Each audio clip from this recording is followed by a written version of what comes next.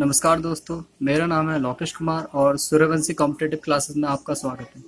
दोस्तों, ये वीडियो है आपके लिए बीए थर्ड ईयर स्टूडेंट्स के लिए। अगर आप एजुकेशन सब्जेक्ट है और इम्पोर्टेंट क्वेश्चन चाहिए तो ये भी एक इम्पोर्टेंट क्वेश्चन है जो कि दूरवर्ती शिक्षा प्रणाली से संबंधित है। दोस्तों, इससे पहले अगर आपने चैनल को सब्सक्राइब नहीं किया है तो आप इस चैनल को सब्सक्राइब करें ताकि आगे की वीडियो देखें। दूरवर्ती शिक्षा प्रणाली, ये क्वेश्चन काफ़ी हद तक हर साल के एग्ज़ाम में आता है, जो कि DU सोल से अगर आप ओपन से ग्रेजुएशन कर रहे हैं तो काफ़ी इम्पोर्टेंट क्वेश्चन है। दूरवर्ती शिक्षा प्रणाली, सबसे पहले दूरवर्ती शिक्षा प्रणाली का अर्थ। दूरवर्ती शिक्षा को हम कई नामों से जानते हैं: पत्राचार शिक्षा या मुक्त अधिगम एवं स्वतंत्र अध्ययन आदि।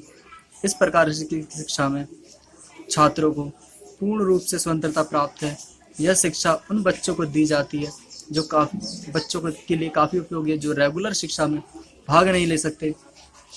दूरवर्ती शिक्षा का विशेष व उद्देश्य: अधिगम के समय शिक्षक और छात्र अर्थशास्त्री एक शिक्षण में विधि का प्रयोग करते हैं, कम समय का उपयोग करके अच्छी शिक्षा का प्रदान करते हैं।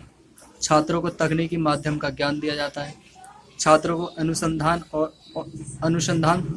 अनुशासन सिखाया जाता है।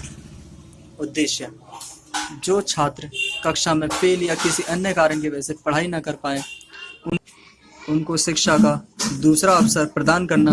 उन लोगों को शिक्षा के अवसर प्रदान करना जो शिक्षा की रूढ़िवादी प्रणाली नहीं से लेकिन शिक्षा ग्रहण करना।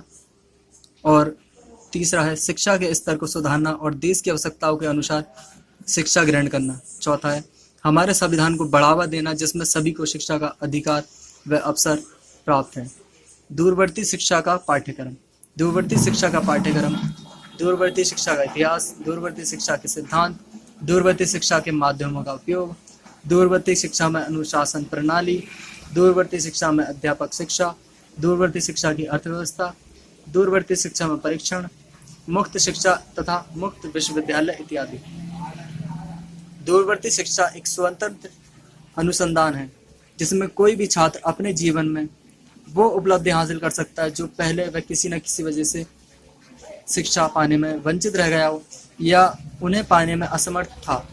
वह अपनी शिक्षा का स्तर बढ़ा सकता है और विद्यार्थी दूरवर्ती शिक्षा भी एक महत्वपूर्ण पड़ाव है, उसके लिए काफ़ी ज़रूरी है। भारतीय शिक्षा प्रणाली को और सुविधाएं देने के लिए शिक्षा मंत्रालय ने सन 1970 में मुक्त विश्वविद्यालय का आयोजन किया, जिसमें आधुनिक तकनीकों का प्रयोग किया गया।